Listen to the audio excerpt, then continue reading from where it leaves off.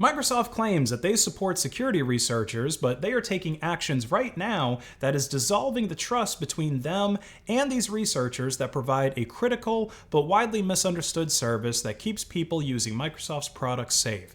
So Microsoft, like many other companies, offers an incentive to security researchers called bug bounties. Skilled researchers burn their time in order to find these bugs. The vendors pay them for finding the bugs. They also give them the credit for finding the bugs. And then the vendors go on to fix those security issues. Users of the affected programs get protected before the criminals get a simple copy-paste exploit that would let them take over vulnerable people's machines.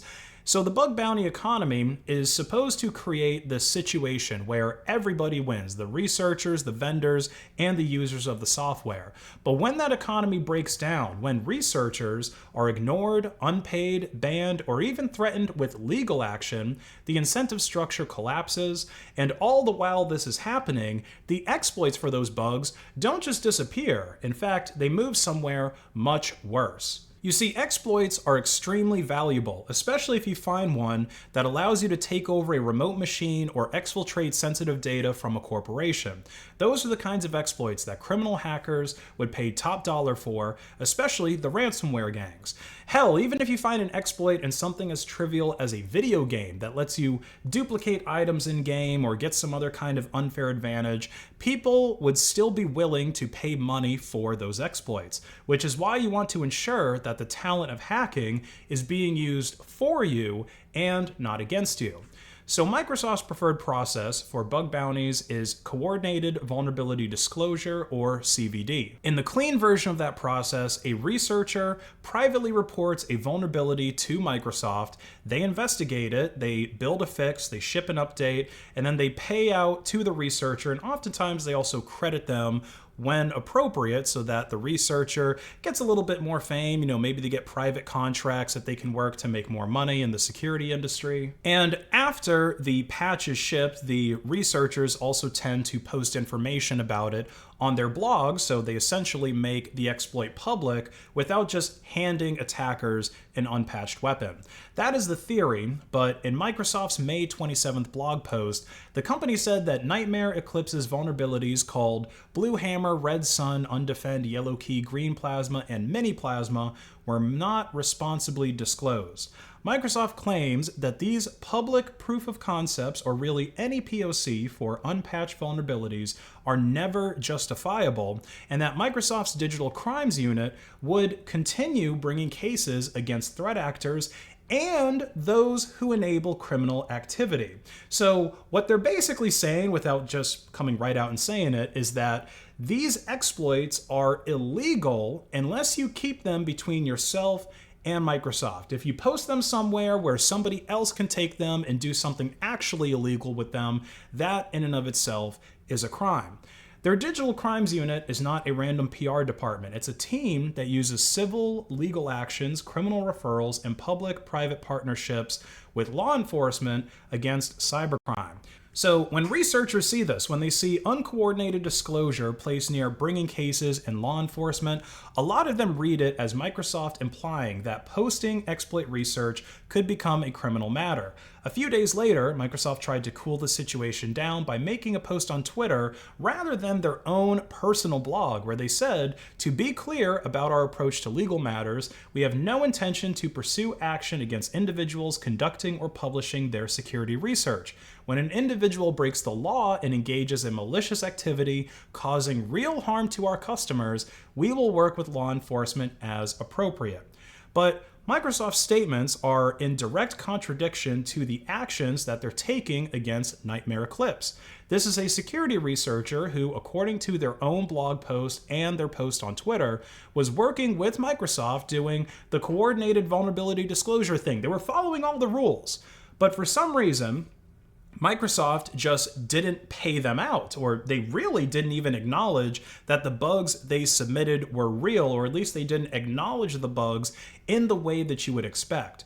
So Microsoft banned the researchers' reporting account, essentially cutting them off from being able to report the bugs to the company in that responsible way that they asked for. So rather than the researcher just ignore the fact that there's major vulnerabilities in Microsoft Defender and BitLocker BitLocker encryption, they went ahead and published those exploits to GitHub to show the world that these vulnerabilities that Microsoft was playing down are in fact real. Now, that probably sounds like the opposite of a responsible disclosure, but think about what the alternative would look like. If these exploits were not posted to such a public forum, then they would have probably been discovered by someone else that may have more sinister intent. Someone might have conducted a private sale of those exploits to a criminal organization on a dark web hacking forum where, instead of this being something that's visible to practically everyone, it would have just had an exclusive black hat criminal audience. At least on GitHub, there's a good chance for sysadmins and other people that are responsible to those potentially vulnerable systems to test the exploits that were posted to GitHub in their own lab environments on their own devices, which is completely legal, by the way, and then devise their own in-house mitigations to protect those systems when Microsoft refuses to fix or even acknowledge that these problems exist. But now that is no longer possible because Microsoft decided to ban Nightmare Eclipse's GitHub account, thinking that it would prevent criminals from using the code against vulnerable systems, even though that has already been happening multiple times. Nightmare Eclipse then posted the code repositories to GitLab because Microsoft doesn't actually own that platform. They own GitHub, but not GitLab. But somehow they still had enough pull with whoever is in charge there to get Nightmare Eclipse's GitLab account canned as well, which is really something to think about. If you started using GitLab in order to get away from Microsoft and GitHub, clearly they have some influence over there with somebody. Public proof of concept code is indeed dangerous, I'm not denying that, but banning researchers in an attempt to cover up a problem is crazy. Because if a company refuses to fix a bug, if they refuse to acknowledge that the bug even exists, and they cut off the researcher from trying to report those bugs, then the unauthorized public disclosure stops being just an exploit drop, and it really starts to look a lot more like someone trying to sound the alarm on a major security practice issue that is taking place at Microsoft. The alarm sounding might be chaotic, but if the building is actually on fire, you don't blame the person who pulled the fire alarm, you blame the people that are actually creating the fires. If Microsoft really wants coordinated vulnerability disclosure to work, then the researcher portal has to feel like something that security researchers actually want to use and not some kind of legal trap where, you have to sign an agreement before you submit a bug to not disclose information, and then if you do that, Microsoft can go after you for breach of contract, which is what I suspect is the real legal action they're taking against Nightmare Eclipse, because just posting a piece of code to GitHub is not actually considered hacking from a legal sense. Microsoft's own CVD page says that the vendor should coordinate with the researcher throughout the investigation. They should provide updates on case progress, and when attacks are underway, they should work with the researcher on early public disclosure to protect customers. This is the part that Microsoft seems to forget when the disclosures end up making them look bad, especially with the yellow key vulnerability that affected BitLocker, because to a lot of people, myself included, it really looks like Nightmare Eclipse just found the BitLocker backdoor that Microsoft has secretly been letting law enforcement use for years now to get into people's systems. The moment that Microsoft starts implying that uncoordinated disclosure can put a researcher in the crosshairs of the digital crime unit, all trust is gone out the window. These researchers are not stupid people. They can read between the lines. If they believe the reward for reporting a serious bug is going to be them getting deplatformed or threatened with law enforcement, then a lot of them are just not going to report the next big bug to Microsoft. They're going to maybe sit on the bug themselves. Maybe they can provide some private security consultations to people who are using those vulnerable systems and, give them their own mitigations that they come up with.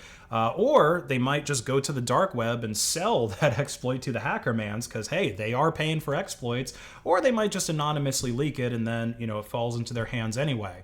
And out of all of these outcomes, public disclosure on GitHub might actually be one of the least bad options for the reasons I mentioned earlier. The real danger here isn't a researcher who went rogue and published exploits for the world to see. The deeper issue is Microsoft betraying the trust of security researchers. The beef with Nightmare Eclipse might be the most public one that Microsoft's had to date, but there's hundreds of other instances where security researchers' time and resources had been wasted by Microsoft refusing to pay out on bug bounties. This erosion of trust is going to make fewer talented hackers bother spending their time at all to find and report bugs, which is going to make the world's most widely used operating system that much more vulnerable, especially with so much of it being vibe coded these days. Despite all the claims coming from Microsoft about taking security seriously, the tide is turning, and using Windows is becoming more dangerous than ever. If you enjoyed this video, please like and share it to hack the algorithm, and check out my online store, based.win, where you can buy my awesome merch and accessories for your phone or laptop. 10% store-wide discount when you pay with Monero XMR at checkout. Have a great rest of your day.